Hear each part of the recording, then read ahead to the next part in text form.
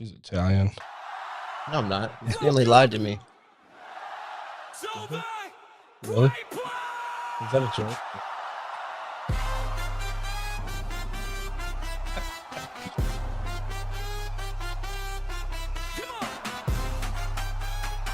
Today.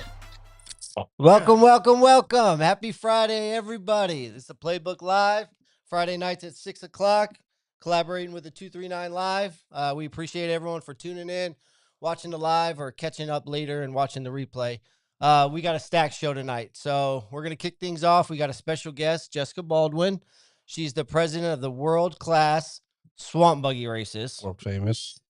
Locally known, heritage, the whole works. We're going to dive into some history. We're going to talk what makes the event unique. We're also going to talk about the big race tomorrow, the different vendors, and what fans can expect. And then we'll move to some March Madness because we got some championship stuff happening this weekend with the Final Four to find out who's going to cut the nets down. And then we'll shift to some NBA. We got Luka, big injury. And then we'll also talk about Kirk Cousins going to the Raiders with Mendoza. So let's go ahead and get the show started with our lovely lady, Miss Jessica here. And you just want to introduce yourself, tell people who you are, where you come from, your position, etc. Okay. Jessica Baldwin. I'm president of Swamp Buggy Incorporated, which puts on the world famous Swamp Buggy races.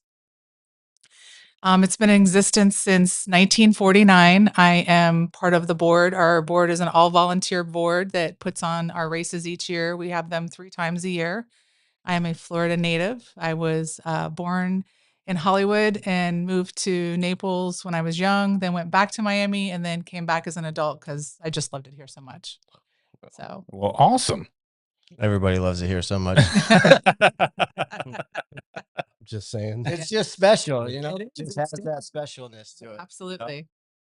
What so tomorrow is, I want to make sure I not mess up. It's the Coors Banquet.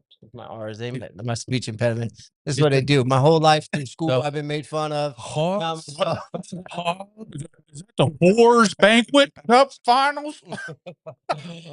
Coors. You want me to help you out? It's the Coors Banquet Cup Finals. Give them a little. You gotta excuse my friend sometimes. Just So we're sponsored by Coors. This is our first racing season that Coors has come in and sponsored us.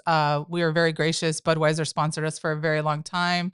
JJ Taylor came in, and Coors has been just phenomenal. So this will be our first year of the Coors Banquet Cup. We are super excited. The partnership has been amazing, offering some great beverages at the races for everyone to enjoy. And they have been a super, super partnership with us. So we're super excited. I have not seen what the new cup looks like because each year, you know, we have a cup that stays at the facility with each person who's won's name on it. And then we have a cup that is given to the winner. So I haven't seen it. So I will see it tomorrow when I give it away. Oh, that is exciting. Yeah. And then somebody's trophy case. Yeah. So do you, how long is the contract do you usually sign for? Like, so Budweiser, was it like year to year, or was it, a prolonged period? It was year to year, but Budweiser has been the sponsor for a very long time. Right. Yeah. So. Okay. Can you tell us, so, because not everyone knows what Swamp Buggy Racing is, can you give a brief description of, what it is and what people could expect tomorrow? So it's very unique. There's nowhere else in the world that they do this. Nowhere. Nowhere else in the world. That's it. And so it started in 1949, and they used to race right before turkey season, and they would race for a shotgun.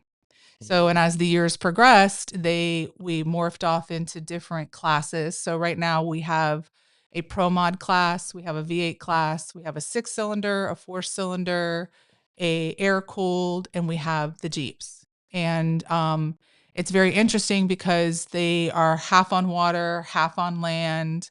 They have big, huge tires, but they also have skis. So it's very, very interesting. You don't just go to the store and pick up one of these. They're all custom built. All the tires are custom built. All the engines are custom built. And there's parameters within each class for them to be able to be within the class. And there are things that they can and can't put on each buggy to make sure that they're all competing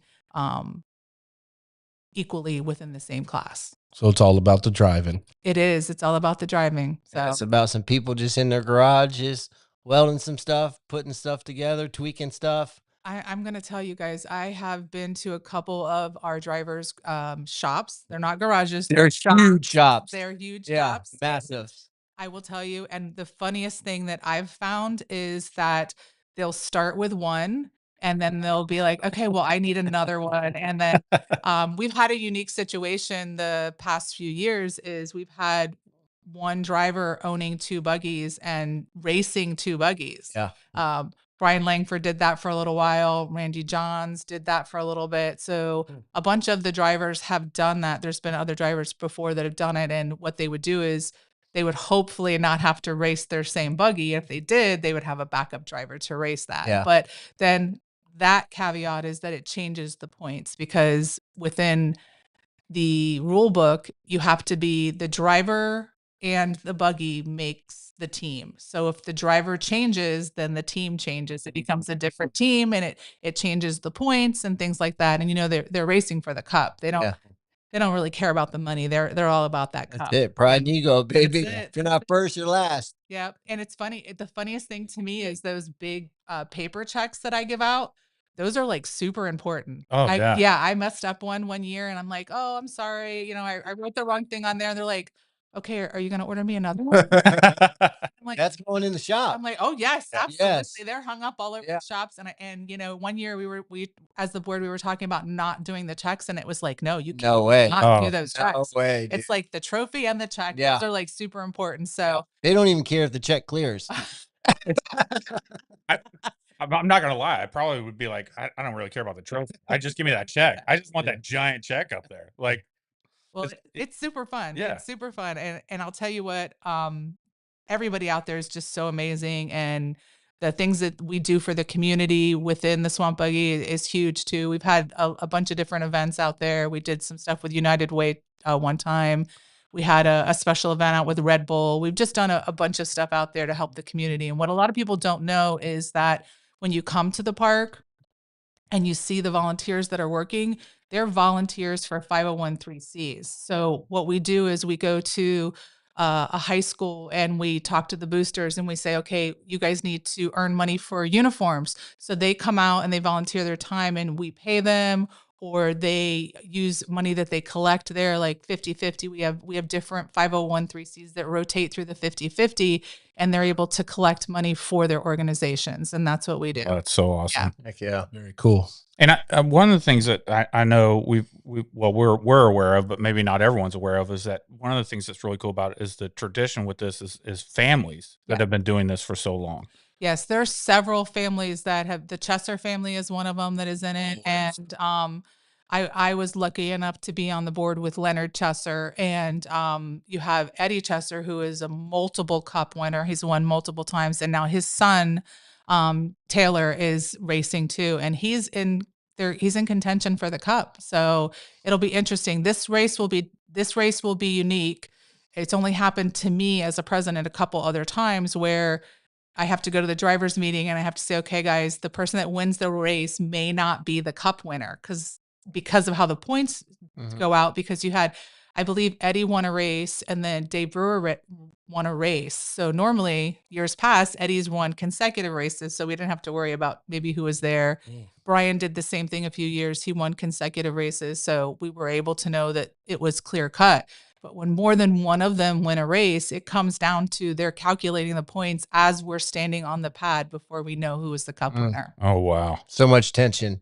It's and those every point counts. Yeah. Every single point counts, so, and it's crazy. As we were talking about earlier, there's going out of bounds and being run up on the island or hitting, if you look at the track, you don't realize it or not, but there's floaties that are sticking up all around the track. And that's kind of like the borders to keep them off the islands. Right. So, yeah. Tell us about, because unless tell us about the Swamp Buggy Queen and the champ gets to jump in the water with I vividly remember all this when I was a kid, So we do a pageant and we have a Swamp Buggy Queen and she represents our organization out. She'll go to different She'll go to the seafood festival. She'll go out to the fair. She'll go out to other pageants, and she represents us to the community. This is like Miss America for Naples. It is. It You know? is. Yeah. It is. Yeah. Yeah. Yep. And our Swamp Buggy Queen, one of the amazing things about it is the scholarship program. Of course, they get scholarship money for them to go to college, which is great. But one of the traditions is she gets to go swimming in the sippy hole. Yeah. So at the end of every race, the winner of the race and our beautiful queen gets on a buggy or sometimes a 4x4 truck. It depends on what we have. And they're taken out to the sippy hole, and she and the driver go in. Normally he is carrying her when he jumps in. So, and it's pretty funny. I was there with one of the queens, and it was so cold. And she came out, instead of coming out in an evening gown, she came out in a wetsuit. And I'm like, sure, we're allowed to. Yeah, do that. she cheated. Break Yeah, it. she She did there. cheated, She cheated She a little cheated, bit. man. But I At least do put want it to up say, underneath. I do want to say a special shout out to our safety crew, because our safety crew is amazing. They are all volunteers as well that come out there and they keep our drivers safe. And that is so important. So So- important. People that work in our tower, all of those people, the people that are checking them in and out, making sure they're ready to go, that all their safety equipment is ready to go. All of that is our flag people, our timers, all those people volunteer. Nobody is paid. They come out there and they do that for free, and they do it 3 times a year, and we would not be able to do it without them. From the gentleman that brings our fuel every race, that's been doing it for years and years and years. I'm sure before I even came out there, he was providing the fuel, and he does that for us. Amazing man. So these are all the things that people don't realize of what it takes to put on something like this. And it is, we were as old as the dock races, and they've stopped that and they went back to it. We're the longest standing tradition in Naples. I know. I've been there since I'm an 80s baby. So I've been there since the beginning, back when there was no houses around there at all. You used to ride your all your bikes, your dune buggies and everything down the power lines. And a lot has changed obviously in the area now. My dad used to set up he was a block mason, so he used to set up his scaffolding for seats past the stands and continue it on, for us to have a little section with Porky's Last Stand when Porky's was here. So I've been running that dirt. My grandma used to be on the board there forever ago. So it's a very special place to me. The track was originally on Radio Road. We actually have some of the sand and water in a frame inside the office. I didn't know Really? that. Yes, it was originally, because you guys are so young. Yeah. Well, That's why you didn't know that. He's youngish. don't the looks are fooling. That's his wife. Yeah. No, this is like a common theme with him every broadcast for some reason. Yeah. Like, he's like, you guys are so young. He's like, I'm not that young, man. He's like, he's old. He's kind of. I'm probably old enough to be all you guys' mom. So Stop it.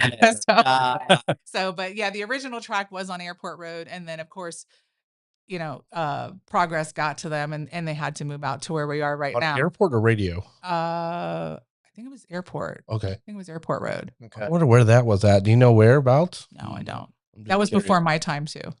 Okay, I gotcha.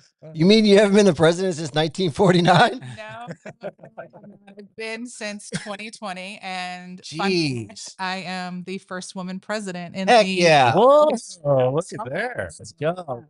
That's awesome. Very And progressive. now look at it. It's so you're reaching new age groups, right? Because that's what we're that's trying the to do, goal. right? Yeah. That's the goal.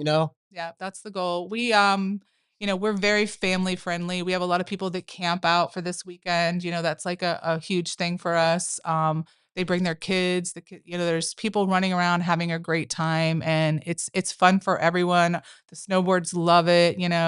We have people come in and go, "Oh, I used to watch this on ESPN years ago," and things like that. So We need to get it back there. do they Yeah. still race in Jacksonville? Didn't they used to No. do some racing up there at some point? I don't know. They could have. I know that no one can race swamp buggies anywhere but our place. Love that. Yeah. Swamp Yeah, Buggy. that's love awesome. that. Keep That's it. so awesome. Lock that in. Well, Yeah, we got to keep it there. Yes. Yeah. You know what? It might be Radio Road that it was at.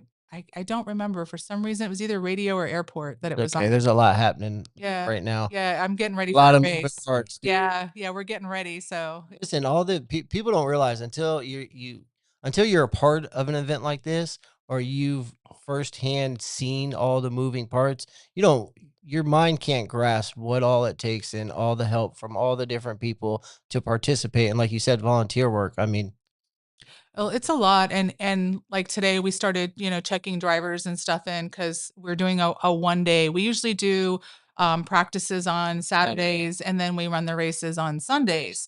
But for the last race, we're going to do it a little later in the day. We usually start sometime around noon. This time we're going to start at 3 o'clock. We're going to finish hopefully right around sunset. That's the goal. The competition director is usually pretty good about getting that going. So that's what's going to happen. So they're going to get to practice a little bit in the morning. They're going to get to practice a little bit in the afternoon. give us some time schedules of what tomorrow looks like. So the gates are going to open at 1 o'clock.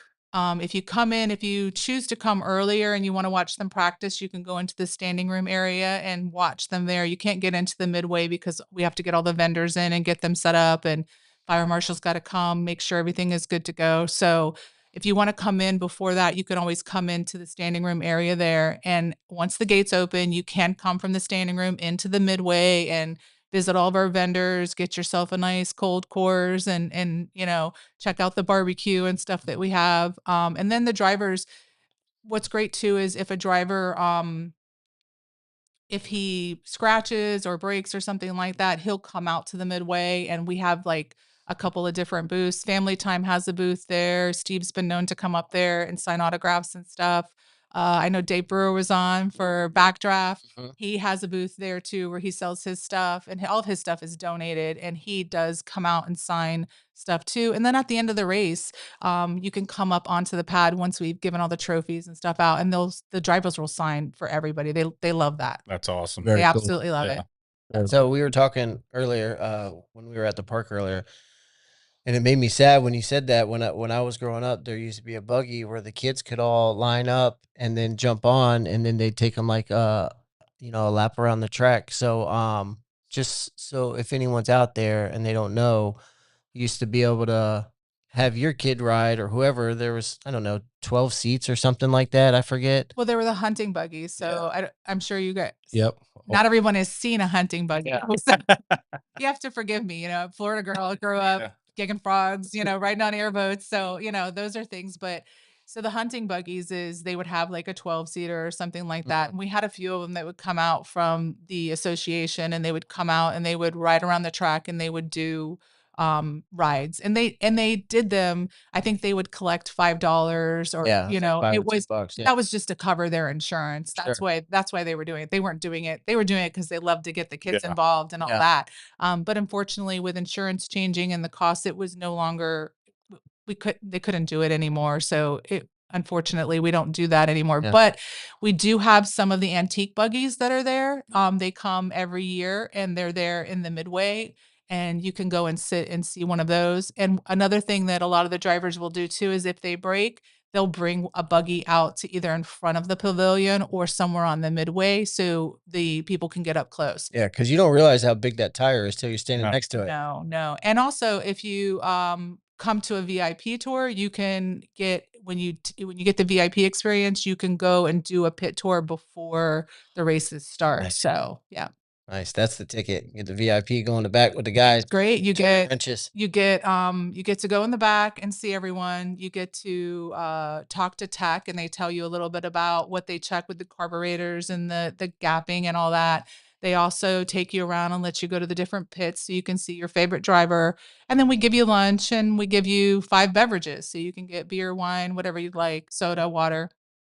Whole package. Whole package. I Yep. love that. Fun-filled day for sure. So tell us a little bit about the point system and how people can incur points or be deducted for points. So you have to go around the track, of course. So you get points for the heats. So each time you race another driver, that's considered a heat. So you get a point for that.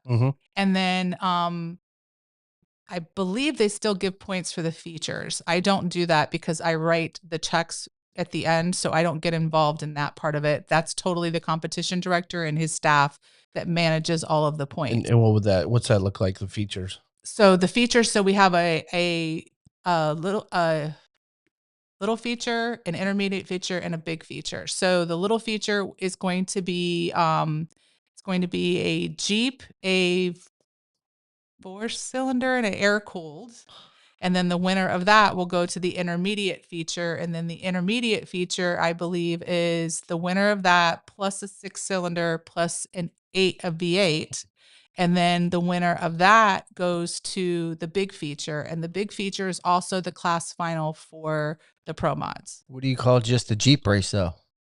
Well, there's a Jeep Scramble. Okay. I've heard them be called a gaggle of Jeeps when they get all tangled up together. But the Jeeps are really cool. So Yeah. I was very, very blessed. One of the teams let me ride in the Jeeps because the Jeeps are 2-seaters. And Yeah. there's only I think there's only 2 buggies that are 2-seaters. One of the old ones, I believe it's Cold Duck. I think it's Cold Duck. It's either Cold Duck or Old Duck is a 2-seater, but the Jeeps have 2-seaters. So that I was blessed, and they took me around one time after the race so I could actually ride on. Yeah. Were you paddling with them when they go through the No. It That's was the thing. I know it is. It is. Or to get pushed through. There was nobody else on the track. They, VIP. They were kind of worried Yeah. about, something flipping over. You gotta take care of the president. Yeah, they were kind of worried about that. So they just went one time around. I was lucky. Safety crew stayed out there while I went one time around. You got to do it. Yeah. I mean, it's just it's a thing. So I love the Jeeps. There was one flipped last race, didn't they? yes, it did. Yeah. I get nervous every time. I know the safety guys get out there so quick and everyone's running it, but it's like you're underwater. Yes. And you're strapped in. Yes. So yeah. So prior to them going out, they do the safety check and make sure that they can, grab a hold and do their release and get it out. Until you're in that situation, you don't know how you're going to react, and that's how it is. But I've watched the video and and it's just amazing. You see everyone from the safety crew diving in. You saw other drivers get out, lift the buggy up. I mean, they had the buggy up before they even got the equipment and stuff there. So, like I said, they do compete against each other, but everybody helps everybody. Yeah. If you're back in the pits and somebody's lost a tire or something's wrong with a tire, they're given tires, they're given motor. I mean, they want to race there. They want to, everybody. Yeah, they don't want to win because someone's buggy won't fire up. You know what I mean? They want to feed them up the track. Yes, absolutely. I agree. Yeah. I agree 100%. Even the teams, like they're like with the Jeeps, you have like little teams, like pockets of them that are all together, and they'll push one another and all that. But they still want to win within their team. Yeah. They still want their name on that track, and they want their trophy. So I don't want to win by default, dude. No. Ever. No. Ever. No. Like, oh man, yeah, you got a trophy, keep it. Yeah, because all you're gonna hear until the next season races, oh, you only won because I broke a cylinder, or Yeah. It's very interesting, and there's other ways you can lose points. You can, of course, not finish, so you don't get a point if you don't finish. You can get disqualified if you move into the lane, and we talked about the imaginary lanes that are out there. You can if you encroach in the lane, or you hit them, or you get up on the island, or there's a bunch of different things that can happen to where you don't get a point or you lose a point or something to that effect. Dave says that everybody's going down. He said I think he's talking about Taylor. Yeah. He's saying Taylor. He's saying Taylor's he's really good, but he said, Taylor, you're going down.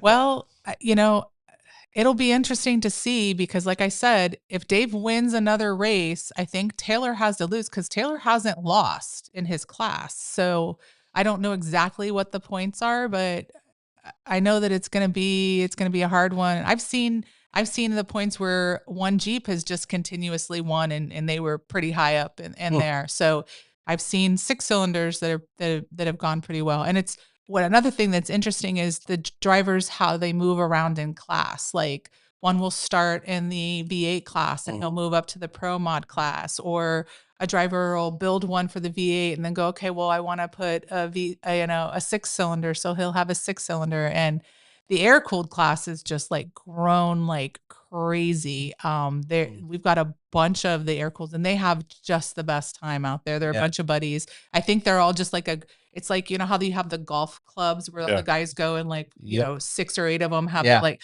I think that's what the air cooled class is. I think they're all just like hanging out, building buggies so they can all get out there and race together. Nice. Yeah. Super cool. Yeah. That's super cool. Absolutely. You guys do the parade every year too, right? We do. We're very fortunate that we've been able to move the parade to January because we've had to move our racing season around. Our racing season originally started in October, but because of the rain and how much rain we've gotten and things, we had to move it. So at one point we'd moved it into November, and then it started getting around holidays, and then we had to move it to December, and then again more holidays. So we found that this is the first year that we've done January, February, and April, and we seem to think this is a better timing for us. And but we do the parade. We're very gracious. The sheriff and what he helps us with it to offset our costs and all that, and their sheriffs are just amazing. They help us every year with the parade. He's very gracious. The city, everybody. Coastland Center, we stage in their parking lot. They're great. They let us do that. That's another endeavor that takes a lot of moving parts to stage all those buggies and to get people to participate and to get the word out there. And it's just amazing.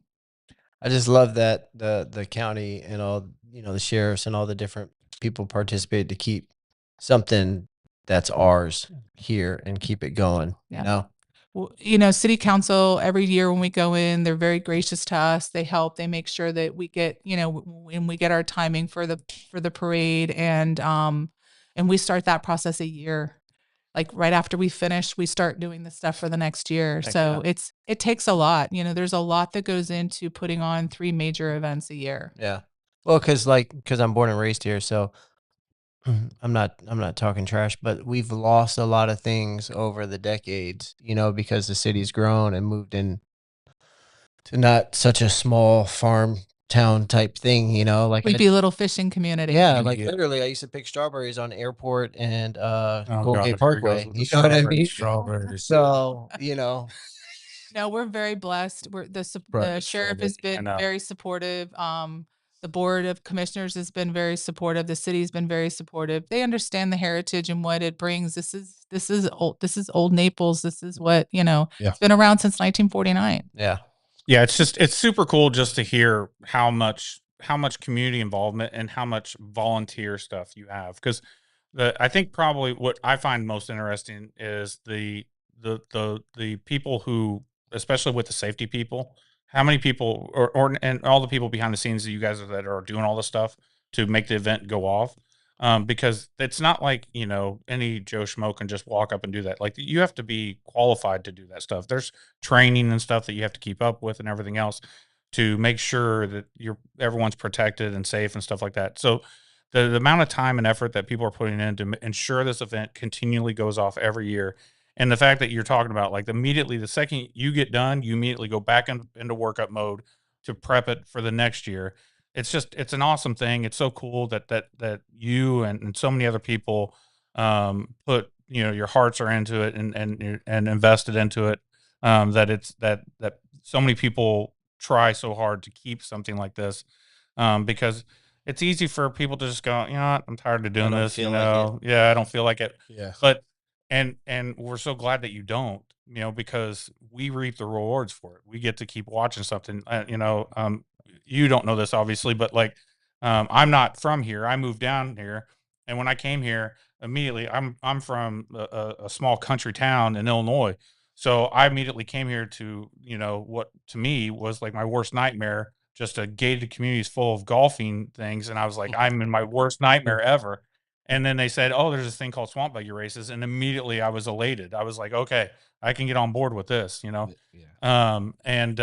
And so, like, immediately I started finding things that I was like super passionate about. And that was like immediately something that I was like, oh, yeah, this is fun. This is something I can get around. We are so blessed. Our board of directors and everyone that volunteers and helps us make sure that we keep the track ready to go. Because I don't know if you know it or not, but in January we have monster trucks there, and then we turn it around within days to be able to do a swamp buggy race, and we have to drain the track to have the monster truck there, and then we have to get water back on the track. And when you guys were there today, and I was telling you, oh, it's almost to the level. Well, believe it or not, the level of that track, according to the drivers, matters as far as how fast they can go or what happens and all this other stuff. So there's a lot that goes on making sure that the track is done, the way that is. And this is people that are volunteering their time and their equipment. Phoenix Associates is really big out there. Krill Tractor does a whole bunch out there. Langford Lawn Care, they help keep there's so many. Randy Alander with Dolly's up in Bonita. He's really big at helping. There's just so many. There's really just too many to even say. I would be here for hours just listing all the people that come and help. And we have volunteer days once a month, every month throughout the entire year, not just the 3 months that we race. We have it all year long because we have to keep the facility up. And we do rent the facility for weddings and things like that during the off season. But our main focus is Swamp Buggy. Our mission statement is to keep this alive. That's primary purpose. Swamp Buggies for life. That's what it is. So yeah. But like I said, our board is amazing. Everyone the drivers, everybody just comes together and helps, and it's amazing. It's absolutely amazing. Yeah, for something, if you were doing this like, doing this, half the, for 6 months out of the year, it'd be easy for someone, but like for people who aren't down here, they don't realize this is only done a few times out of the year. So to do all this, for such a short period is so impressive, because when you go out there and you see this place, it's way more amazing when when I first moved, I was 2012 when I moved here. So I thought, oh, this is amazing. This is an awesome setup, not understanding it until, after living here so long, now fully grasping how much has actually has to go in to keep that looking the way it is, and everything else that goes on out there. What you have to do, like you were talking about, stripping it away, putting it back up. It's a lot. It's turning down bids. Yeah, developers trying to come in and buy the land. Yeah, get out of here. We own the land free. We own the land free and clear. As long as we pay our taxes. I joke, as long as we pay our taxes every year, we're good. Yeah, got to be exhausting too. Like after an event, you're probably. It's a lot. It's a lot. We're there. We'll be there real early tomorrow because we start checking first thing, 7, 8 o'clock in the morning. We start still checking drivers in, and then they start teching. So basically they'll pull up to the tech gate.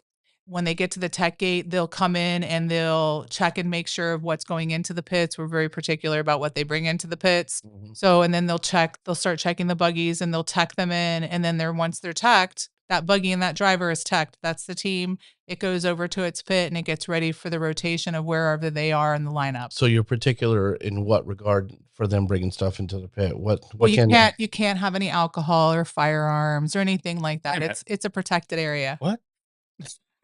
You can't not in the pit. You can't get wasted and fire off guns in the middle of the pit. No, sorry, you can't do that. No, we're on the property. Sorry. I mean, I thought back in the day they used to do all that. I was gonna say for a place that base things off of moonshine, but we have evolved. Listen, you can still have a good time without those things. And the one of the amazing things for me is like the standing room area. Yeah. That is an area where everyone just goes, and it makes me think of Keewaydin Island, mm-hmm. Where everyone goes out in the boat and just sitting, everybody hanging out, visiting, having a good time. That's what it is in the standing room area. We have Sarasota Bob that comes up and he barbecues, and you have little tents with different people barbecuing and set up, and you have scaffolding that's set up. Dan Greenling Roofing, they do a lot for the park as well. They were instrumental in putting us back together after the hurricane. Around forever too. Us up, yeah. And that's another thing, when we got hit with the hurricane, and there was like a tornado or something that came through and took off the back of the building. We were very fortunate. The drivers that are contractors came in and helped us get the building back together. We never missed We've never missed a racing season. That's so awesome. Like I said, it's just such a great community of people and what they do, and they're passionate and they love the sport too. And that's another family that has Dan and his son are racing as well, you know. And you have the Johns family, you have the Chesser family, you have and the Boswell family. They which is Van Wagner Boswell, the Mr. Boswell Sr., he's not with us anymore. He worked up in the tower and he wrote one of the first softwares that they used for the racing. So yeah, and his daughter was competition director for a little while. His wife was there for a very long time and helped with driver check-in. So it's very much a family community thing. Very much so. Awesome. Yeah. So how did people get tickets for tomorrow, VIPs, things like that? Well, VIP sells out because we have a limited amount of area. So you can go to swampbuggy.com and you can hit the little button that says tickets and you can get you some tickets. Yeah. You can print them out, and when you come to the park, we'll swap them for a band, and then you can get in. And like I said, gates are going to open at 1. If you want to come any earlier than that, you can. The box office will be open, and you can go into the standing room area and see it. And you can check out what's going on in the standing room area. It's kind of a cool little area. And then we have a bunch of vendors. We have barbecue and kettle corn, and Icy Dreams is there, and we have different we have all kinds. There's corn dogs, French fries, elephant ears, everything you could want. Bunches of barbecue. We got hamburgers, hot dogs. We got Lakota. Lakota does some specialty meats and stuff there, so they're kind of neat. If you want to get some exotic meats, they have some of that stuff there. But raccoon and squirrel, exotic like that. Get you some. Get you some of that. You might be able to get some of that out. They might be grilling Awesome. or something like that. But it's like I said, guys, it's amazing. It's a good time to be had. It's going to be great tomorrow because it's going to start a little later in the day, so the sun will be going down, so it won't be as warm. But it'll be a very good time. There'll be a lot to eat, lot to drink. Lots of good racing. Yeah, it'll be interesting because, you know, I know Dave was on and with you guys, and I'm sure he was here bragging, saying that he was going to be, you know, #1 and all that. And he was going to take the cup, which, you know, he's been racing. He spoke extremely high of you. I just want you to know that. He did. Well, I appreciate that. Dave and I were on a board together. He's a great guy. Yeah, he's a fireman. I think he's retired now from Bonita Springs. You know, great guy. He collaborates a lot with Eddie Chesser, the Outlaw, you know, so he's a great buggy, great. Yeah. That's another great family. Him and his wife, great people. His son drives Your Mama. That's great. I think they put another buggy together too. What's the name of the buggy? Your Mama or Your Mom. I think it's Your Mom. I think it's Your Mom. Yeah, we've got a couple new buggies. One of the new ones is Chase and Tail is one of the new ones. You know, we've got some fun names. Yeah, I mean, they all have a good time with it. You know, we've got, you know, Evil Wicked is one of our Jeeps. You know, he's great. Armstrong, and then we have Lunatic French is one of our Jeeps. Right and Dirty. Let's see. There's just all the name. I mean, it's so much fun. It's so good, and yeah, it's just interesting. It's like I said, you can't see it anywhere. It's unique. That's it. It is. It's unique. And even if you're not that into racing and you come out there, you're gonna get into it. Oh, when them guys start and all you see is water flying and I mean they're skiing in the front. They're floating. Yep. Them front tires ain't touching most of the time. They're spinning. Yeah. Well, now that's an interesting thing for you to say because the Outlaw is all wheel is 4-wheel drive now, and he has the most cup wins. So there's been talk now. Back in the day, I believe there was a 4-wheel drive class. Yeah. And then I'm not sure why they got away from it, but I know that because of him winning so much, I've heard other people talk about doing the 4-wheel drive buggy. So it you know begs the question is, does the 4-wheel drive give him an advantage or does it not give him an advantage? So, controversy. Yeah, it's kind of interesting. So yeah, it's I'm sure some people got something to say about it. Well, and I've heard that a few drivers are going to be building some 4-wheel drive buggies. So Eddie could have some competition there. So yeah, We're coming for you, Eddie. Well, they say if you can't beat them, join them. Yeah. That's right. That's the whole That's right. point. That's right. Well, it's interesting. Like I'm telling you, you should be out there and see the families that race against each other and all that. It's pretty fun. We're gonna be out there all over. We're gonna Oh, try yeah. to get interviews in the pits, out of the pits, in the stands, in the vendors, and there's a whole team of us showing up tomorrow, wives and everything. We're putting the kids to work. Okay. Well, you guys got to get me the list. I so will. Yes, I ma'am. can make sure Okay. you can get in. Yes, ma'am. Because we don't just let anybody in there, right? It's true. That's true. Yeah. Yeah. Yeah. They'll pat you down, everything. Oh yeah.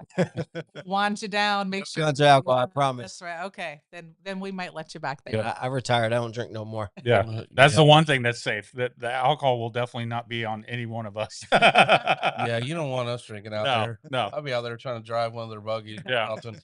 Well, they have been we had Cletus McFarland. Yes. Cletus Yes. McFarland. Yeah. We did have him out there and he drove a buggy. and he drove Yes. Rubber Duck Yeah. with Brian Langford's buggy. Yep, he did drive that. So He's a NASCAR driver though, so I think he can handle it. they will. You'd be surprised. Yeah. Yeah. You'd be Different, huh? surprised. You'd be It's definitely Yeah, different. that's not the same thing. Yeah, if you true. watch them, like if you watch the videos and them holding on to that wheel, Tight. Yeah. well, if you've driven a boat, when Yeah. you drive, just think about Yeah. driving a boat. Now you're driving this It's a thing with different this feel. massive Yeah. engine in it, and they're all they're all metal. The goal is to be light as possible so they can slide across the water. So I mean, they scare me. I liked the Jeep and all that, but I don't want to drive the other ones. I'm good with that. Okay. I'm old. So, I'm gonna get yeah. hurt. So if they said, hey, we can put you in one to ride, would you do it? I would ride. I wouldn't want to drive because I don't trust myself because I would want to Not even give it a You'd want little to bit of gas? give it gas. I want to get Yeah. Yeah. Thinking that. Yeah. yeah. Yeah. My first car was a Camaro, guys. So yeah. Camaros were really Camaros. Oh yeah. Yeah. And I even flipped a car before, so I'm all about driving like that. But, That's what was making me laugh when you were talking about like the safety crew. They all run out there because I was thinking like back home when you'd flip a car in a field that was covered, in like the pit holes. Like all of my friends, they're just laughing at you. They're like, wait until you climb out of the mud. Like no one's helping you out. You're out in the cornfield. They're just all sitting there going, "Oh, we'll wait till see if he comes out." Out there they're like, "Oh, we're gonna help them." It's like, no. Oh man. Southern hospitality. We got that down here. Yeah. my husband's family is from Northeast Ohio, Yeah. and when his grandfather came down, we brought him to the races, and he was just in awe. He's like, because we were trying to explain it to him before he came. Yeah. I said, it's kind of like a tractor pull, but really not. It's on water Yeah. and this and that. So, but then when he saw, he's like, oh, this is really cool. Yeah. Yeah. This is amazing. This is neat. So If you describe it, you no matter how good you try to describe it, you're not going to envision what actually happens. No. out there. No. Words cannot describe it. It's just A tractor pull X swamp. Yeah. Well, because you can't imagine someone taking something that fast Yeah, yeah. through that Water. marsh. Yeah. You know what I mean? Like, because people are used to mud holes and people flying through those, but not not Not at 60 that. miles an hour. Yeah. no. Whatever they're going. I don't know how fast, but it's got to be close to that. It's pretty fast. And I will tell you, one of the things that we talked about, the buggies flipping over, there are drivers that have Inflatables. Oxygen. air. Oh, Yeah. yeah. They have Okay. oxygen. They have the stuff. Yeah. Yeah. Yeah. So, we've been very blessed out there, and God prays down us and make sure everything goes to safe and everybody's safe tomorrow, Sure. So, but, it's very interesting. One of the characters out there is Barefoot Bobby. And I tell you, there's not a race that goes on that he's not on three wheels. Yeah. There's not a race. Sometimes two, and he just gets on it. So Around that yeah. last corner. Oh yeah, that Every last time, corner. yep. Yep, every time. That's it. Yep. Infamous corner right Yep, there. every time when he's coming towards the the checkered flags. That's where we used to set up our scaffolding and stuff right after that. So every time it's like live action coming right at you. Oh yeah, that's the place to go. Yeah, no, it's like I said, it's amazing. I'm blessed to be a part of it. I'm blessed to be on the board with the people that are there and everyone that Yeah. volunteers. Awesome. All right, guys. Well, We can't wait to see you tomorrow. yeah. Yes, we We're can. Excited. pumped. Well, guys, thank you so much for having me on and Absolutely. being able to tell everybody about the sport. And I appreciate all your time and letting me come out. And I can't wait to see you tomorrow. Can't wait. We can't wait. So Thank you excited. so much. Jessica. Thank you, Jessica. I'm gonna get the list going for her. Okay, perfect. And I'll jump in real quick. Give a shout out to our platinum sponsor, One to Trust 239. Thinking about remodeling your home? At One to Trust, they specialize in transferring kitchens, bathrooms, and entire homes into spaces you'll love. Locally owned and operated, and Naples native, we take pride in bringing your vision to life with quality you can trust. From start to finish, we're here to make your dream home become a reality. One to Trust 239. You can call Chris at 239-228-9703. Let's go. You ready? I'm ready. For this weekend? Dude. Not the races tomorrow. No. We got to double we got to double down tomorrow. Dude. We got the races all day, We got right? races all day. We leave these amazing races. I know. Just amped, just full of just crazed energy. Yeah. To walk into what? What do we want? You got something? I'll pull it up. It's called the Final Four. And look, I've got a little. I got a little skin in the game. I got a little skin in the game. You got a little skin in the game. Okay, so I have 2 pools. Yeah. Okay. That I am in. All right. One is a family pool. Okay. Okay. And one is my work pool. All right. I can't win both.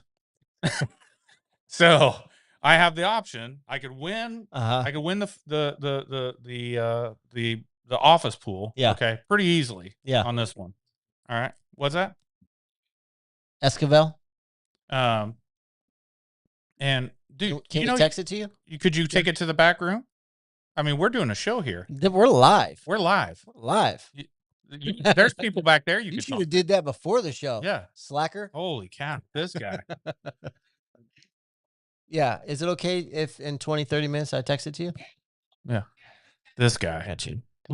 He's not normally in charge of logistics, Jessica. Yeah. I'm sorry. Jessica, I'm sorry. He no, the problem is we try to give him some sort of responsibility and it never works. Oh, listen, I'll be Arizona. Arizona, but my but heart, he's rooting for Illinois. I'm rooting for Illinois hard. Yeah. Yeah. So yeah, I know. Yeah. So I'm rooting hard for Illinois. Yeah, big time. So thank you guys. Thank you so much. Lady. I know. She's so awesome. She's so awesome, dude. But yeah, but here's the thing. So because we'll talk about it when John comes back, what happened in that Duke UConn game. Yeah. But UConn pulls it off and wins it all. Mm-hmm. Okay. I win the family pool. Now, in the family pool, there is a trophy. Okay.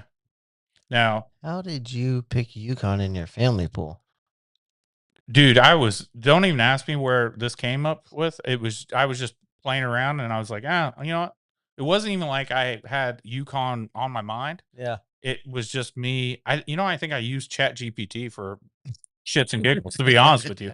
There was no method to the math. Because in the family pool, I legitimately wasn't even in it to win it. I was going to copy and paste my work pool. Yeah. And I was like, no, I'm going to do something fun. Yeah, I'm going to throw a Hail Mary. I'm going to do something weird here. And I think I used Chat GPT to pick it. Well, they got you so far. It's got me. So I'm in 6th place. Yeah. And let me look at this here. So I'm in 6th place in the family pool, but it's a false 6th place. All right. Yeah. Because it's Illinois playing UConn, Michigan playing Arizona, right? Right. But in the family pool, it's not like legitimate 6 because the realization is that you suck. No. So there's 3 people tied for 3rd. Okay. 2 of those people have picked Duke. They're out. They're gone. They're gone. The person in 1st place has Florida. They're gone. So it's technically down to Ryan, who's in 2nd place. All right. With who's Michigan. He got? Michigan all the way. Yep. I mean, and then Melissa, who's got Arizona. So if Arizona beats Michigan, and UConn beats Illinois, Melissa and I are neck and neck in points. So it really just comes down to if UConn wins it all, then I win the family pool and I win this trophy and then bragging rights in the family, right? Which was great for my wife more than anything. But the office pool, I literally just need, all I would need is for let me look at this real fast and let me double check it. But listen, all I need is for honestly, all I need is for Arizona to beat Michigan. Yeah. So technically, if UConn beats Illinois and Arizona beats Michigan, I win the office pool. how much you win? It's not much though. So what? It's like $95. So technically, I guess I want 95 is 95. So I guess What'd you put in $2? $5. There's only 19 people that played it, including myself. Yeah. So in bragging rights, $95 in bragging rights, bro. So I guess for whatchamacallit, Like 2,000%. Right? I want UConn to win it all and Arizona to beat Michigan tomorrow. I don't know if they can, to be honest with you, because they barely got by Purdue, right? Who? Arizona played Purdue. Yeah, but Purdue was one of the best teams in the nation. I know. Michigan just was balling out. No, man. No. What? No, I think Arizona wins. Yeah. But that's because it was Purdue was smoking them the first half. They weren't smoking them. What? They were up by like 9, and Arizona had like 10 or 12 field goal or free throws. And if they wouldn't have had them free throws, they would have been up by like 20. That's what Arizona does. They grind you down, bro. Here's the problem.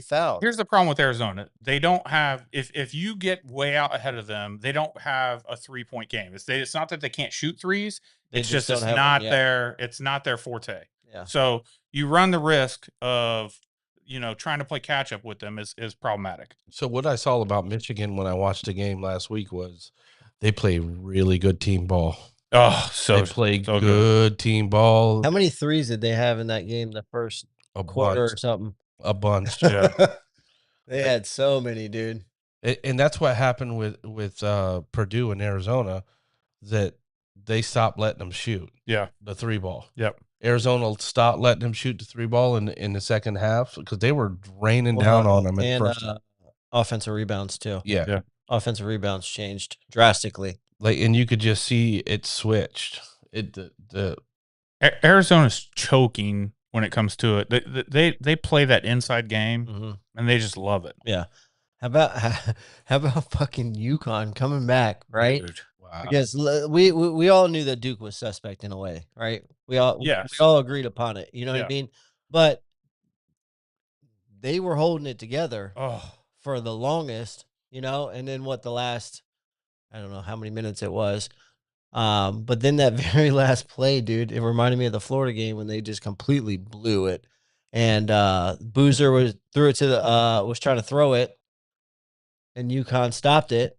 And then that dude shot that 3 from almost half court, dude. From Thailand, dude, got that ball, dude. When someone shoots it and it's so far that when they shoot it, their body kind of turns a little bit, because they had to put the extra umph in it. They put everything into it. I mean, he probably has a hemorrhoid after shooting that. It's 0 for 4 from 3 up until that point, dude. Like it and all the people just take the shot. It just happened to play out. Yeah. Well, I mean, who else? I mean, listen, it's whoever's got the ball at that point. That's you got to freaking launch. You got to get it in there. I mean, it's not like Mullins is a bad shooter, but literally, he's your fourth shooter? Yeah. Out of. I mean, because otherwise, because what Reed is your center, so he's the fourth one of your options. Shooting a 3. All I could think was when UConn was pressing Duke, and I just go back to when I played middle school ball and stuff, and the coach is like, you run to the ball. You know what I'm saying? When your player's getting trapped, you run to the ball, and none of the Duke guys ran to him, so he tried to pass it. Yeah. Well, because I think, honestly, I thought the Duke guys were assuming that they were going to get fouled. That he was going to foul him? Yeah. Yeah. Because I assumed that. But you would only foul him after half court. No. You want to stop you want to stop him for the 10-second violation. No. Here's the thing is, no, they screwed up when they missed that first free throw. Mm-hmm. All right. Their only chance in normal instances was you make that second free throw, Yeah. all right, and then you get the foul immediately. Well, I guess you're right. There wasn't enough time on the clock to Right. get a 10-second So violation. you got you got to be quick as hell. You got Yeah. to immediately get that foul. Yeah. So when they didn't foul him, I go, did UConn just say the hell with this? We're just gonna let this go? They let mental air kick in. And it worked. It worked. He fumbled, dude. Dude, like I can't believe that. I was waiting to wake up the next morning and find out that there was one boozer dead. Listen, Like he just offed himself, or when he hit that shot, I was like, oh my God, I jumped up in the Yeah. air, and I have no ties to either team. No. You know what I mean? Yeah. But it was just such an amazing moment. It felt like a shot of destiny or something. I was at my sister-in-law's house. I was talking to him about it, and my wife's cousins were down, right, and they were up in New York. So the trophy is up in New York right now. Mhm. So one of the daughters had Duke, okay, so she had the opportunity to win and keep the trophy in New York. Yeah. Okay, she's one of those ones that's in third still. Yeah. Okay, so. And then I have the opportunity to possibly win it too. Now, again, it doesn't mean I'm going to win it, but we're in this house, and the other half is like, here. So it became, and her mom, Dawn, I love you to death, Dawn. Just letting you know. I don't know if you're watching or not, Paying but that first. Dawn started talking shit about the trophy staying in New York. And once she started doing that, it was on. Now it became like family energy going. family versus family. Don stirred the pot right up. So now it's like sister on sister action, because like Christine's Float on mom. there. No, Christine's mom and Christine's sister, or not Christine's sister, but freaking Ellen's sister, started talking smack against each other almost, because now it's like now they got to defend each other's kids. That's it. And then it was like, and so it just started getting elevated, and then all this started happening, and when that shot hit, the room went wild. And just to remind everyone that's listening, you started out with these people are from up north. The trophies in New York. The trophies in New York. That just tells you. Yeah. The atmosphere where it can go real quick. Right. And this is an Italian family. Okay. So everyone is loud. Okay.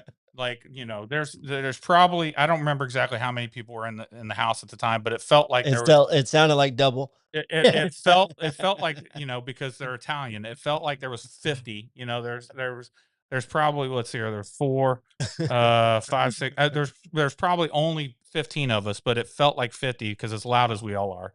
It was total chaos. And it was so amped. I was so excited. I was like, oh my God, I don't even know what to do with myself now. I don't know when I fell asleep, but it took forever. So it was amazing. So who's winning? Who's going to the championship? I'm not picking first. You guys go. Arizona and who? So Arizona beats Michigan. Connecticut beats. Well, I can tell you right now. It's not you didn't want to go. Okay.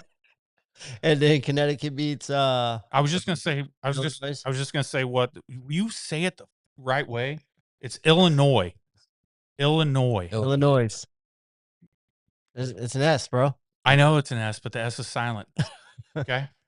One thing in America, the English language is trash. Listen, I'm here to tell you, Illinois is losing. So both Big Ten teams are right now currently favored by 1.5. What's that mean? I was just pointing that out. That's all I was saying. 1.5 might as well be a pick 'em. Okay. A pick 'em. So ideally for my fantasy stuff or whatever, for my pools, it would be great if that happened. Realistically, who do you think is going to win? Yeah, realistically, we're not talking about fantasy. Okay, realistically, I think we live in reality. Illinois is a different team than the one that faced UConn earlier in the year and is going to beat UConn this time. And I think Arizona is going to beat Michigan. Realistically, Arizona's still going to win it all, but Illinois is going to beat UConn this time. I actually think the same. I do. Yeah. I really do like UConn though. I do. It's very hard for me to pick Illinois over UConn, but Illinois over but UConn. I'm gonna go with them. I am. Yeah. I think they got. I think they might just have a better perimeter. I like Connecticut because coming off a shot, that the momentum that you have coming for you, did you have working for you, like the energy inside their locker room moving forward. It's just phenomenal. Here's the problem: is how much did that take out of you? Like drain you? Well, Yeah. I mean, they got plenty of days though, so it Yeah. can drain you, but they can recoup. Well, it's not as much as you think. You know, that. I get that you know, but it's only a few. It's only a few days. Good. You know, and that's a lot. That you know, you think about it when you think about in the NFL world. It's the same thing. You come off a crazy win, a comeback win in a playoff, and then you watch a team lose the very next week. Yeah, You know, we see it all the time. all the time. Yeah, I like Connecticut. Who's the X factor player in all of this? Ooh,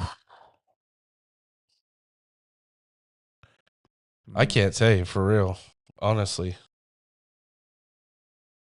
You got somebody? No, that's a tough one. I mean, I think, you know, what's funny is I think probably the biggest X factor player is not going to be a player that's on a winning team. You know what I'm saying? Because I think it's not going to. I think there's probably going to be. Here's the problem. Well, no, that's not true. You didn't even say anything. Well, because You didn't. It's not gonna be true. You didn't say what you were. well, because what I said originally. Well, because here's the problem: Michigan and Illinois both play the most team ball, whereas as far as they both have. I think Michigan has like 6 players that average 15. Yeah. Illinois has or 7 players that average 15. Illinois has 6 players that average 10. Yeah.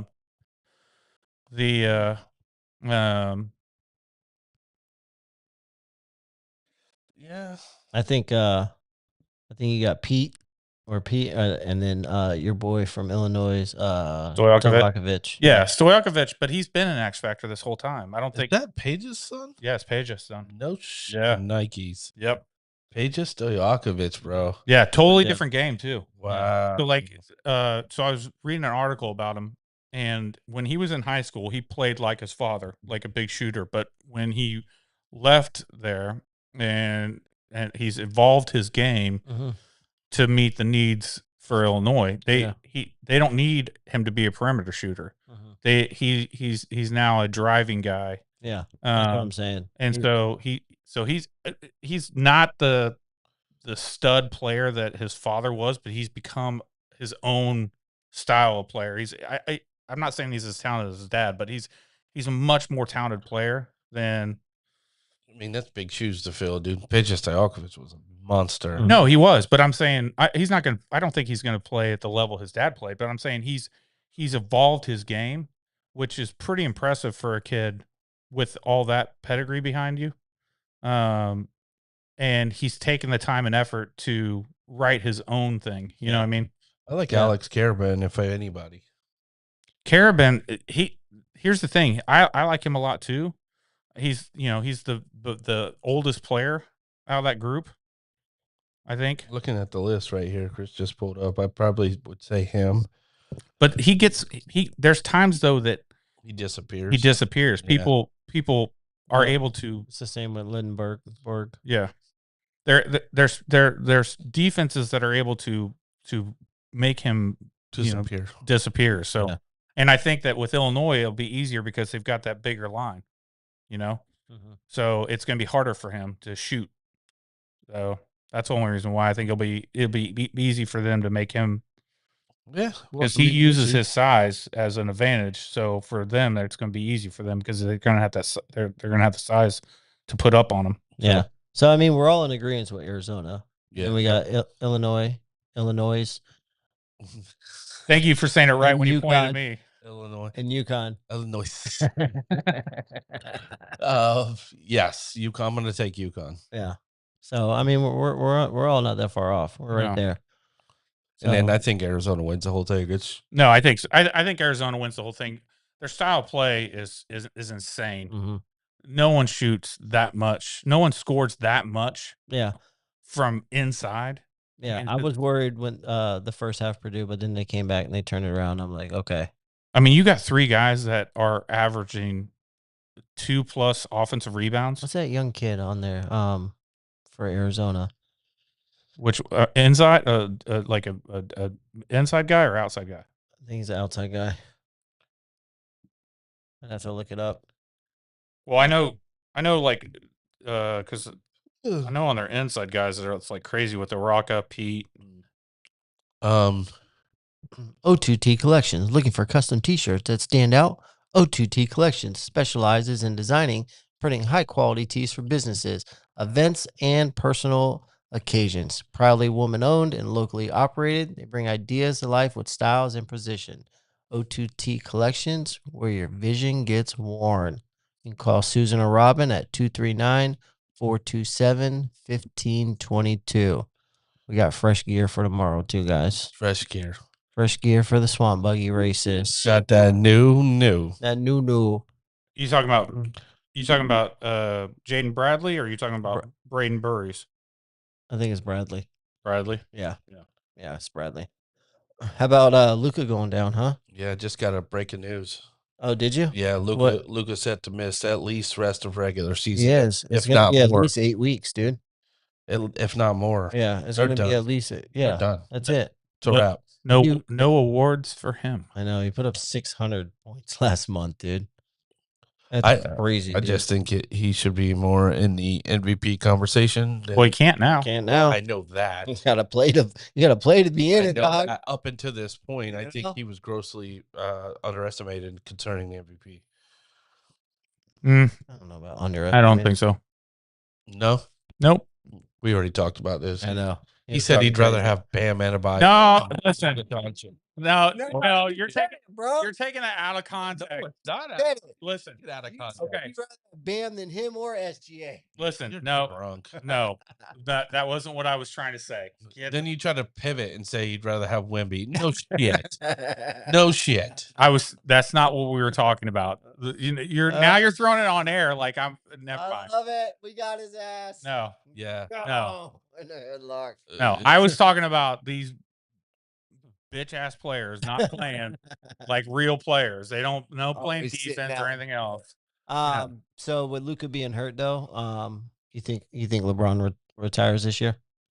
I mean, he probably should. Well, what? I don't understand why he wouldn't. There's no point. Yeah. I mean, why come back again? Yeah. You're now definitely third fiddle. You think he's trying to chase Michael Jordan or like championships so he's has a further legacy of the greatest ever? I think he was just trying to win with his kid. Listen, maybe. he may have been trying to win with his kid. I don't know what he was trying to do. To be honest with you, it's whatever he's doing is now hurting him. Because while he's collecting all these lovely little records, it's at what cost? Yeah. Because and he's not playing every game either. That pisses me off for all the kids in the stands. but why? What are you getting? What quality are you getting? Maybe he just loves the game, dude, and it's hard to let it go. Well, okay, if that's let it go. If that's the case, let it go. I understand that. I mean, we watch plenty of players do that, so I can understand that. That I could get, but it's not. That's not what it comes off as. Mm-hmm. Not the way he's not doing the. What does it come off as though? It comes off as someone who is trying to chase stuff. Yeah, It's chase accolade. Yeah, I get it. I mean, I think he should hang it up, man. Like, there's nothing else really for him to play for. I mean, he's obviously still got some juice left in the tank, but not a lot. And he can have a night where he looks like the LeBron old 26, 6 and 6 or something like that. Well, yeah. But that's not the regular anymore. No. You know what I mean? And like he's probably hurting the Lakers more than he's helping. Well, so here's my thing, right? How much is he getting paid a year? A bunch. A bunch. But 50 here's plus. Here's the thing. No. Yeah. So 50 plus? Yeah. Oh yeah. I understood like a Shaq and them, right, when they were still chasing those last couple rings, right? So at their mid to late 30s, right?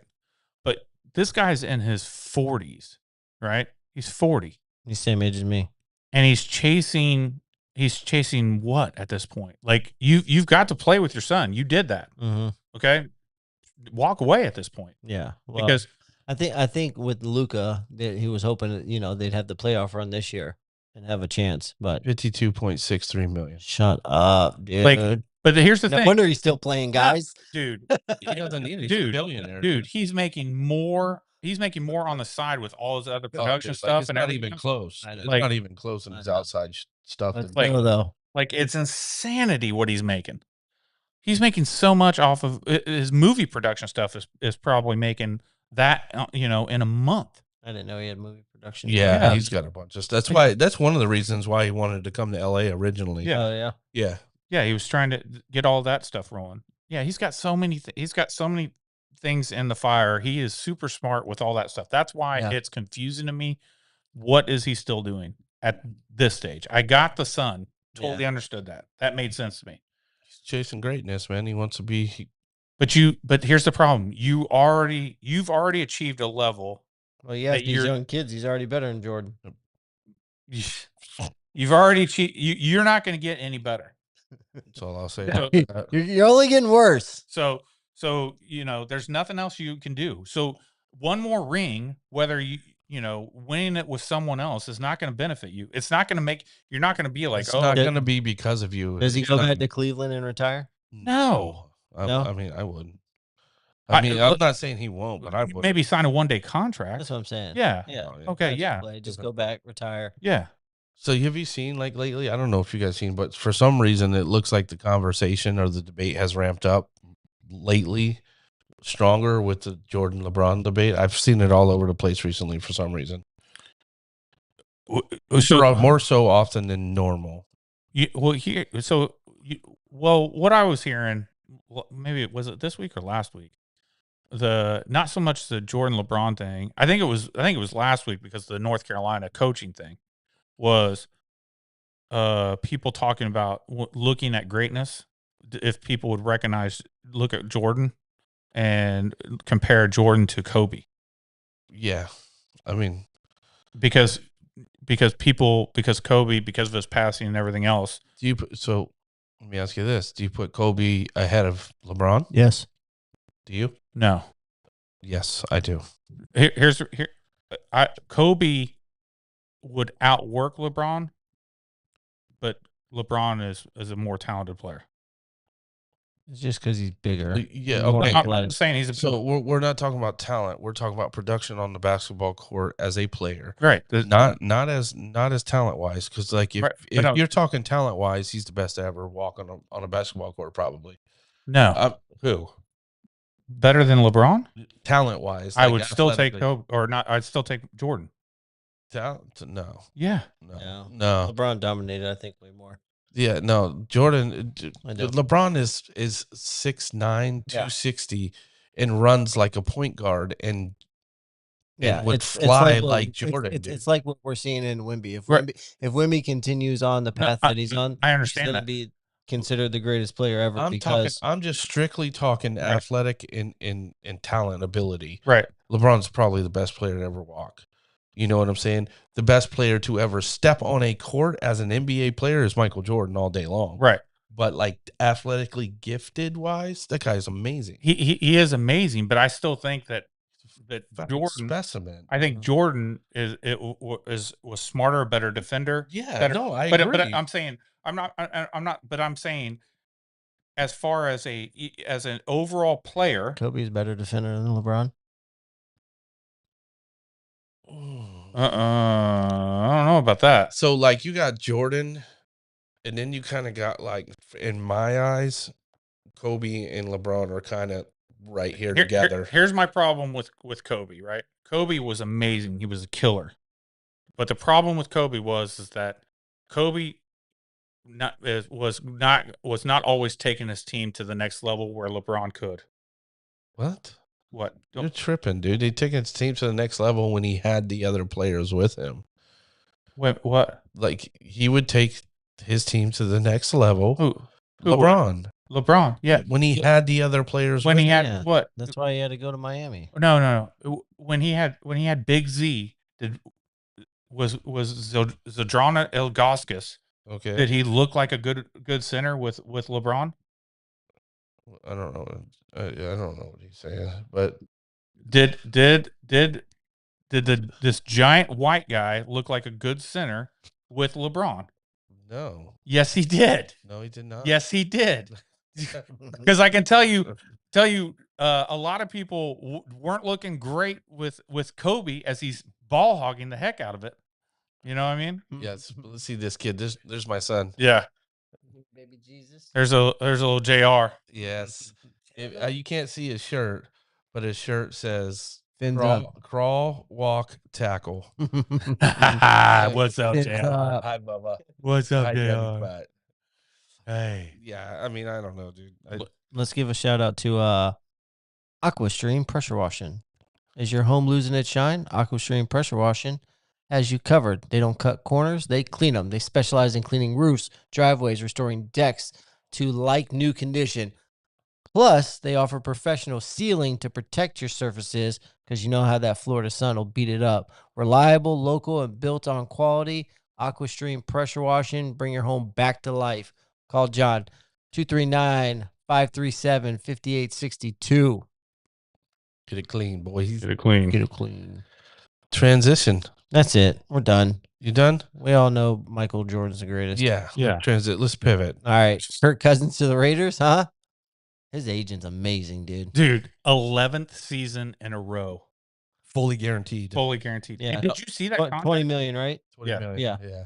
Did you see what that No, I seen it. The numbers didn't add up to me though, because they said, well, everything I seen said like 172 million over 5 years. right. But then everything I actually read, the 20 million's guaranteed this year. Yep. And then Per his after contract. that, there's 2 2-year option. 2-year options for Mhm. 80 million. But Correct. that's only 100 million. Where's the other 72 at? Signing bonus. Signing bonus. So it's he does if they take the next option, right? They can take, if they sign him up for it, they can take a 2-year option, and that's whatever that one was. Let's just be real. That shit It's is never going to irrelevant. happen. Yeah, it's never gonna happen. But He's there to. but they mentor. did that. Put up the picture. Oh yeah, here we go. You been sucking. Oh, Twinsies. twinsies! Bro. Look That's just look how long creepy as that fuck. is. Look at them. The eye squint, Yeah. everything, dude. The way the mouth is. Like they're gonna sit there. They're gonna walk up to each other. I and they're, think Chris, you showed me that Yeah. video. They're like, "Hey, I'm Kirk Cousins." yeah. Hi, I'm Fernando, and I think you're amazing. No, I think you're amazing. We're gonna be amazing together. We're gonna win together. I'm gonna teach you everything I know. They're gonna just keep shaking hands for like at least 5 minutes and just talk about how much they love prayer and like the complete opposite of what this is Vegas Raiders. This is not Oakland Raiders. This is not your John Madden team showing up. My Yeah. God, I didn't even think about that. That's gold, dude. You notice that most NFL players who get in trouble, where are they getting in trouble at? Las Vegas. Yeah. Well, not these two. No, I mean, apparently not. Oh my gosh, that's funny. I mean, I like Cousins over there. I like that they're going to slow walk this kid in, and they got an option that they don't have to push him That's in it. right They don't have away. to rush Well, him. I don't think he's the type of quarterback where you're going to want to push right away, and I think it's great. I think it's genius, honestly, that they got Cousins over there. Yeah. Not only to mentor him, but it helps. Cousins is going to be the starter. So you've seen, okay, so there's been all this talk, right, about, like you saw Orlovsky did the tail of the tape and was talking about how Ty Simpson technically is the better quarterback. Did you guys see that? I did see that. Okay. No, I didn't see that. And then, and that of course caused a big uproar or whatever with everyone. So then other people started to, He was talking about when he went back and looked at the tape. Right. He didn't have throws that wowed you, right. and like I never looked at it that way until he started talking about it in that light. Right. And like what he was saying made a lot of sense. It does. It made a lot of sense, bro. I've seen some really good throws through the But- playoffs, though. so- But wide open throws. But here's the problem. And this messed me up. This got me thinking about it. So not that I think Ty Simpson is by any means is should be the number 1 pick. Okay, but Ty Simpson played in a pro-ready offense. Yeah. And Fernando Mendoza played in a pro set, like half the field offense with technically not, they shouldn't have been, but they were better receivers. They played way better last year than Jeremy and freaking whatchamacallit did. Yeah, and that's all the more reason why you want Cousins over there with him, because the kid's got the intangibles. Yeah, he's definitely got the intangibles. And he's gonna work his ass off. He's gonna study. He's gonna lock in. Yeah, They were talking about. They were saying. They were comparing him to like how Peyton was.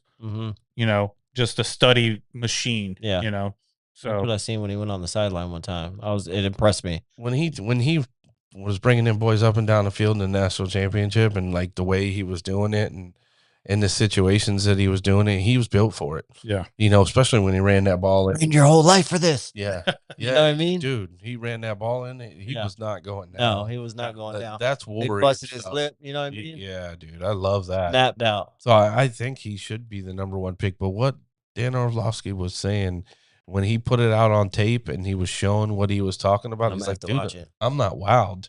And he wasn't wrong. No. He's made some big, deep throws, but like the receivers were wide open. Well, he wasn't fitting it in windows the way that you would want to see from a number 1 overall quarterback prospect. Like he wasn't making them real hard, difficult throws. Although in the playoffs, I did see him do that some. But he kind of underthrew some people and kind of put it in the wrong places, and the receivers made good plays. Well, because I was thinking about it. So you remember when we were talking about it going into the playoffs, I had said that I liked the kid from Washington better than him when they went to play that game. From Washington? Yeah.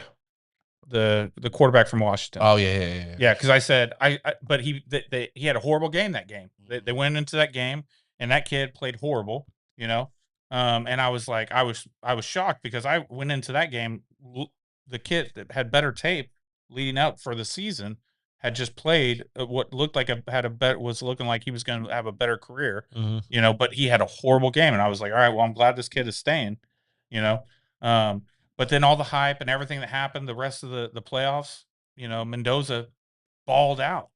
But I college season ever, dude. But when I go back and I looked at some of that old games again, I got reminded of the things that I didn't like about Mendoza's tape, and that half the field, the quick throws, the setup stuff. He needs grooming. Yeah, like I'm glad that they got Cousins because he needs time. He's got ability, but he's not going to be able to go out there and start. You're going to have to go old school with him, yeah, like they did with all the quarterbacks back in the day. How much of it you think Tom Brady's leading and like having an input? I mean, I'm sure they brought him on for a reason, right? Because I don't even think Kubiak said that right out of the bat. Yeah, he said he wouldn't start a rookie. Yeah. No, I mean he's not wrong. No, like he's definitely not wrong. Man. He grew up his dad. He's like his dad's like that. He would never. But we're also going to see if it gets rough first 4 to 6 games in, and they're looking, and Cousins isn't looking real good. Like he has. We're going to put that to the test. Right. You know what I mean? Me personally, I think you sit him all year. Yeah. He'll make maybe the last game or two. Let him study, let him learn, let him watch, let him see what it means to be a professional and to play an NFL game. Let him figure out that speed. Yeah. The speed is different, bro. Everybody out here. He'll be in the preseason. He'll play some preseason, yeah, right? He's gonna play some preseason. Well, think about this. Look at his division. Yeah. Like why? What are you rushing to? Denver, KC, San Diego. Yeah. Or not San Diego. LA. I mean, KC is probably the one you're going to be the closest to battling for last place. I mean, you don't want to rip. It's crazy, right? Think of that. Yeah. That's pretty crazy. And we'll see. We'll see. But I mean, realistically, if the Chargers stay healthy, they've got a stacked team as long as they stay healthy. Yeah. I mean, more will be revealed concerning Omarion Hampton too. Right. Because I'm not sold on him yet. I mean, he had some flashes, but he was injured a lot too. Yeah. So we really don't know there. No. But like the receivers are pretty swole. Yeah. You know, and they got a tight end now too. Yeah. Tight end ain't playing around. Gatson. No. He is not playing. No. Like that was like, for some reason, all of a sudden he was Rivers. Almost said Rivers. I know. Herbert's go-to. Yeah. All season long. Dude. Yeah, and he's got his old coach back coaching him. Yeah. Yeah, so he knows exactly how to get that ball to him. Who's his old coach? What are you talking about? Where did he play? Gatson? Yeah. Played in Miami. For how long? 1 year? No, you're talking about Gatson. Yeah. That's his dad. Yeah, I was thinking of his dad. Jesus Christ, yeah. I was trying to think. I was trying to play it off like I knew what he was talking about. Oh my God, I was thinking of his dad. Jesus. Gatson. Yeah. It was a long week. Yeah, I thought you were talking about college or something. That's what I thought. Yeah. No. I was trying to put the coach where did McDaniels play in college? Jesus. Coach in college. Man, I'm getting old. Yeah, it's all right. Christine, put him to bed when he gets home. Put him in the bathroom, man. Oh my God. Talk about putting him to bed with some sweets. You want to do Fluttercorn? Sure. Fluttercorn Bakery. What do they consist of? Hey, Playbook Live fans, please come check out Fluttercorn Bakery. They are serving up some of your best decorated cookies. They will do any designs you are looking for. Just reach out to them and check out their Instagram page or Facebook, and they will set you up. Check out Fluttercorn Bakery today and taste what everyone is talking about. Love them. Love them. Love them. All right, guys. Y'all got anything you want to add before we wrap it up? I don't think I can. Well, I did want. It was pretty crazy the first week of baseball with those two rookies freaking blasting out. I just seen Ohtani with his 6 strikeouts, and then he just had his first home run today. Yeah. Well, it was what Wetterholt, and who was the other one? Oh my God, McGonigal. Yeah, 2 home runs. Yeah, and tonight, the other kid's coming in Pittsburgh. Yeah, Connor. Can you believe that contract? I know. Like Pittsburgh finally. So listen, he I don't know, like he figured something out between last summer and this year, bro. Because last year he was like the number 56 prospect. Right. And at the end of this past year, like in the beginning of last year, before the season started, he was like the number 56. Yeah. And from then until the end of the season, and now he's the number 1 prospect, and it is not even close. No. Like it's not even in the discussion.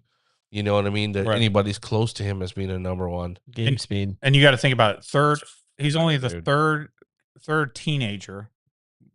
He joins the ranks of Soto and Harper. Yeah, to sign. The last one was Soto in 2018. Yeah. That's crazy. Yeah, as a teenager. Yeah, to be called up as a teenager. Yeah, that's what I mean. Yeah, Acuna was almost there. He just turned 20. Yeah, but he wasn't a teenager. Oh, what was it? Was it the Brewers catcher? Oh, missed the game because he overslept. Oh, I didn't see that. You didn't see that? He overslept. Brewers or Royals catcher. What time was the game? Was it? It was a home game. It was a day game. It was a home game. God, dude. Overslept. No way, dude. And I'm like, how do you oversleep? How do you oversleep that much? I'm sure the earliest a game is 12 or 1 o'clock. Yeah, this is literally your job. Yeah. Hold on a second. Let me bring this up. He's sleeping like my teenage kid, man. She didn't get up to like almost. I mean, she has been sick this week, so she's got a little pass for that. You see that? NFL probe finds no reason to discipline Chiefs Rice. Yeah, Royals rookie catcher Carter Jensen was scratched from the starting lineup yesterday against the Twins for sleeping through the alarm. 22-year-old. Talk about the Twins. We got a special guest coming up at the end of the month. Oh, yeah. Yes, we do. Yes, we do.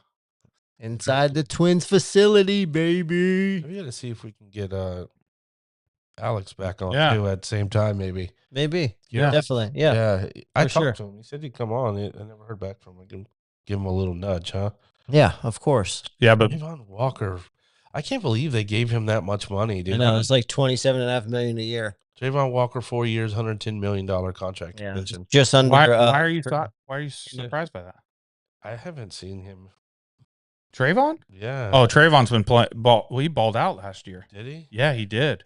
See, the Jaguars are unsuspecting because they aren't paying attention. Walker had 10 sacks in 2023 and Yeah. 10.5 in 2024. Yeah.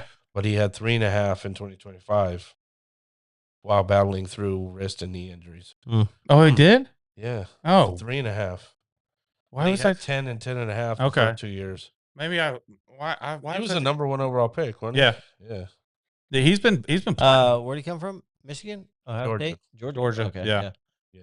Yeah, he's been playing good ball. Yeah, he had a meteoric rise up the draft board because of his intangibles and his Yeah. stats. He ran outrageous numbers at the combine. Yeah, he did. But I mean, he had a good It wasn't very productive production wise. he had one that's right. He had the senior year was a stellar year because that was when they lost the championship game. Yeah, and but like he didn't have a bunch of remember what we were talking Yeah, about but last I'm week? pretty certain he had just one good year. That was one of the things that was the knock on him. I don't think it was his senior year. I think it was the year before that. Well, it doesn't matter now. Now he's making $27.5 million a year. So, Well, still, but listen, and that's why this is what frustrates me because we're coming up on the draft. I know we got to get out of here, but I'm going to stick by this because that's a big thing that everyone's coming up on is this is the big draft of All right, here we go. production versus intent, versus what the hype is on these guys. Because there's a lot of these guys that are going into hype, and Chicago is like everyone. That's what everyone's talking about. Tex maybe Because they he ain't got nothing. what year Look is at him. this? He looks like an old man right now. Can you see it? I can't see it. 6 sacks, 35 tackles, and 6 sacks in the senior year. So David, you should be paying attention. I'm on the podcast. Oh, who, David? Yeah. What's he saying? No, he just tried to call me. Oh, Oh, yeah. yeah, man, you should be commenting and Yeah. watching and liking and No, sharing. obviously, you're working. Yeah. Gee, Oh, can't stop jeez. this guy from I know. working, dude. Have a little fun sometimes. Do some David time. Yeah. He said he does it only on Sundays now. Oh, only what? David time? David time on Sundays. He's actually taking Sundays off. That took a while to get him there. Okay. All right, fellas. That's going to wrap it up Yeah. for tonight's show, the Playbook Live. Big thanks to Jessica Baldwin for joining us. She was phenomenal. Thanks, Jessica. Thank you so much. If you're local, please come out to the Swamp Buggy races, get the experience, and see why it's been in existence since 1949. It's not because it's not amazing. You know what I mean? We covered the Final Four, so the following week we'll be talking about who's going to win the championship. We went over the NBA stuff, NFL. No, we'll be talking about who won. Yeah. It'll be on Monday night. Oh, it's Saturday then Monday? Yeah. Oh, I didn't think it was that quick. Oh, yeah. Oh, so who's going to win it all? Arizona? Arizona.